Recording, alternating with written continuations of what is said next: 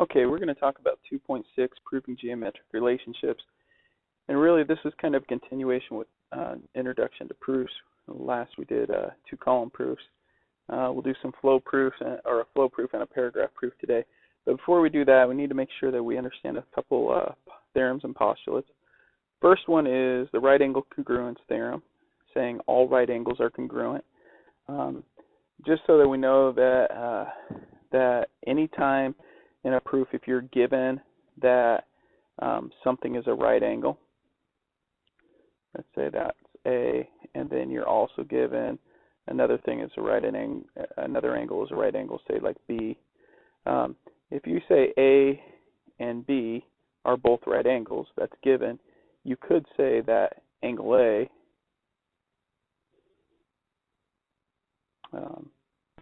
angle A, I didn't mean to do that. Angle A is congruent to angle B because all right angles are congruent.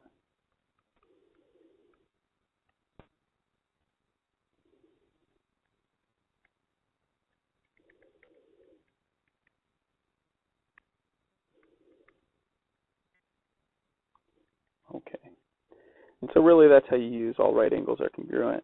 You'll use them in proofs quite a bit, but next one we're going to talk about is congruent supplements theorem. And congruent supplements theorem says, say you have an angle that I can draw a straight line with here. Okay. So let's say we have, that's still not all that great, my goodness.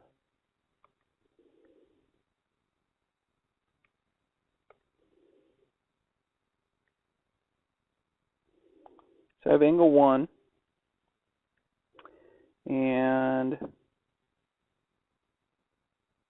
angle 2, and then we go ahead and draw another angle here, and we'll call it angle 3. And what the congruent supplement theorem says is if angle 1 and angle 2 are congruent, not congruent, I'm sorry, if angle 1 and angle 2 are supplementary,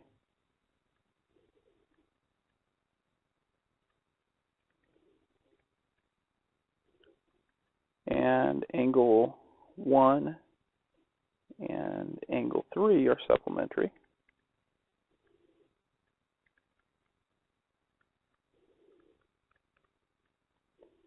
then angle 2 must be congruent to angle 3.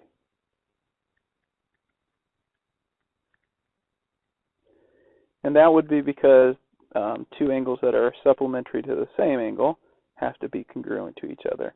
Some students say, well, that's kind of like the law of syllogism there, and I guess it's kind of like that. But angle 1 is supplementary to 2, angle 1 is supplementary to 3, therefore those two angles, angle 2 and angle 3, would have to be congruent angles. Okay. All right, and congruent complements theorem really says the same thing, just in terms of complementary angles. So if you had, say, like angle 1, and it's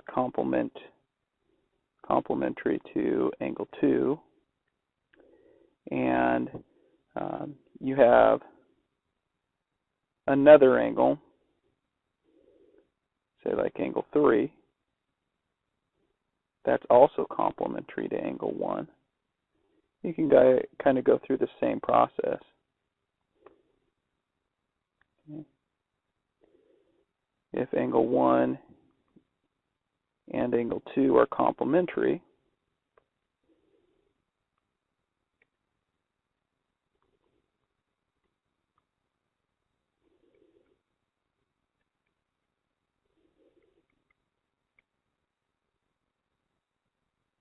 and angle 1 and angle 3 are complementary,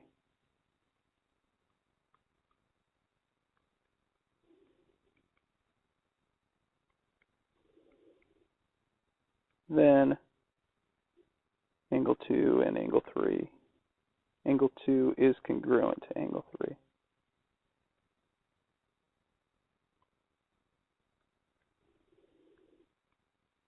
So same idea, these two would be congruent. All right. Well, vertical angle says this. Vertical angles say, well, if you have two lines that intersect, the angles that are formed, the non-adjacent angles, the ones that are across from each other, they are congruent. We have spoken at least a few times about that in past, but that's what the vertical angles theorem says. This angle right here is congruent to this bottom one, and this side one is congruent to the side one over here. And the last one is linear pair postulate, and linear pair postulate says if you have two angles that make a linear pair, in other words, they form a straight line, those two angles, angle 1 and angle 2 in this case, are supplementary.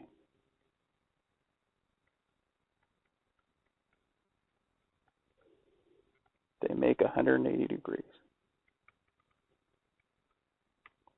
All right. So having those theorems, that helps us to do a proof. And we're going to really just do one proof here. And I'm going to do it three different ways. I'm going to do a two-column proof for this right here, this statement.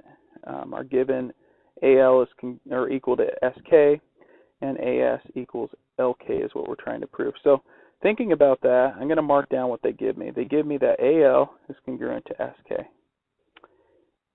They want me to prove that AS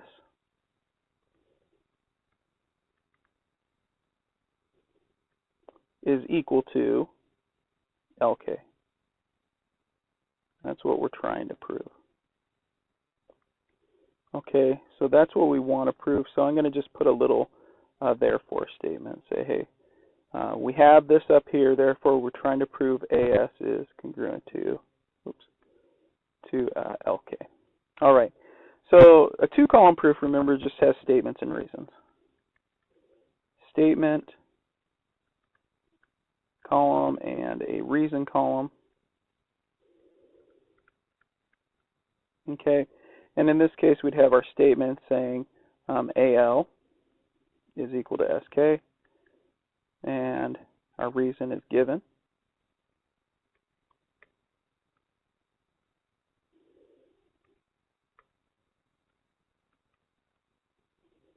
Okay, we have AS equals AL plus LS, and I could actually say that LK is equal to SK plus LS. And so really what I'm doing there is I'm saying that AL plus LS make AS, and SK plus LS equals LK. So I'm using the segment addition postulate. Now I'll probably start abbreviating this stuff here in a minute. I could then use substitution. I could say, well, I know then that AS is equal to SK plus LS. So I'm substituting in where I see AL right here. I'm substituting that SK in. So that's using substitution. And then finally I can end my proof. I could say, well, that tells me that AS is equal to LK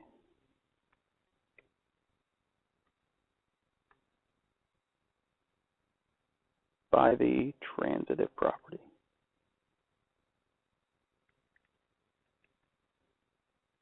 Please make sure you number your statements and reasons. All right, and so we've got it there. Transitive meaning, hey, both LK equals SK plus LS and AS equals SK plus LS, therefore they have to equal each other.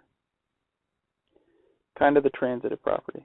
You know what, we kind of use that back here, right here. You know what, I think I said law of syllogism here. I didn't mean that, I meant the transitive property. My goodness, not law of syllogism, but using the transitive property here and kind of doing that. Not exactly that, but kind of the same idea. Okay. Very good. Now, I'm going to switch colors and I'm going to go into a flow proof for this. So a flow proof works like this. It shows you the way the proof kind of flows together. I tried to show that a little up in here, but really a flow proof usually has a little boxes, okay? And I'm actually going to write my statements and then put the boxes. So AL equals L or SK. Okay, and so I have that. That was my first given. Okay. Now I've seen these done different ways. I'm going to do it the way the textbook I use currently with my students does it. So they would write the reason underneath. That is given. All right, and we also know that LS plus AL is equal to AS. Okay, and so I've got this step and this step right here. I kind of put it in a different order, I guess, right there. That second one. But that is segment addition postulate. I'm going to abbreviate there.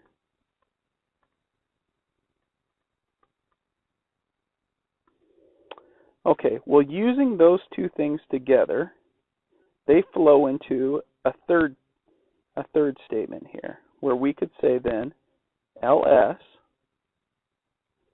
plus SK equals AS. Okay, so these two pieces together give me this piece right here, and that's using substitution. So we show how the two pieces we had prior flow together to help us make this third statement. I also have this other piece, and I'm drawing my box ahead of time, so hopefully I'll fit it in there. LS plus SK, it's kind of another train of thought over here, is equal to LK. Okay, and that was this other part right here. And we didn't really need this statement in order to prove either of these. We didn't need them. So that's just kind of a separate column here, segment addition postulate.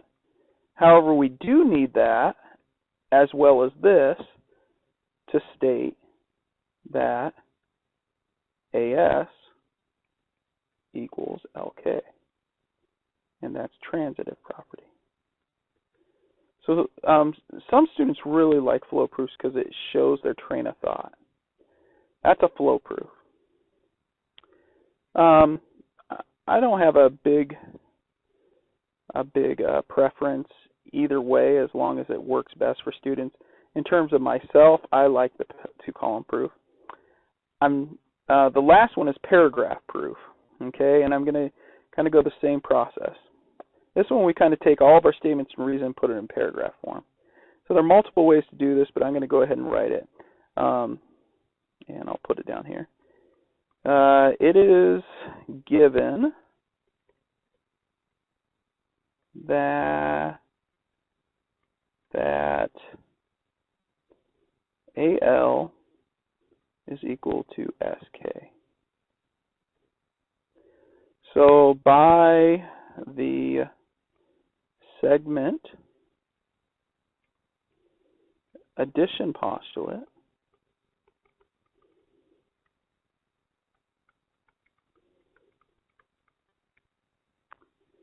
LS plus AL equals AS.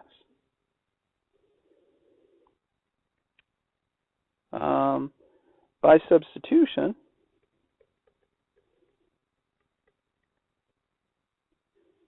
LS plus SK equals AS. So I'm going to pause there for a minute. Notice I've used this, I've used this, and I've used this. Okay? So that piece, and that piece. Okay? I'm then going to say LS plus SK equals LK by the segment addition postulate.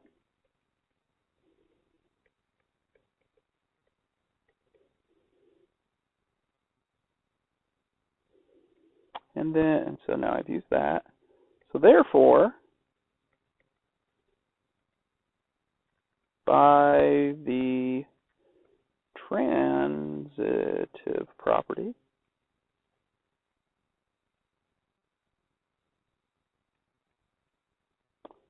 AS equals LK.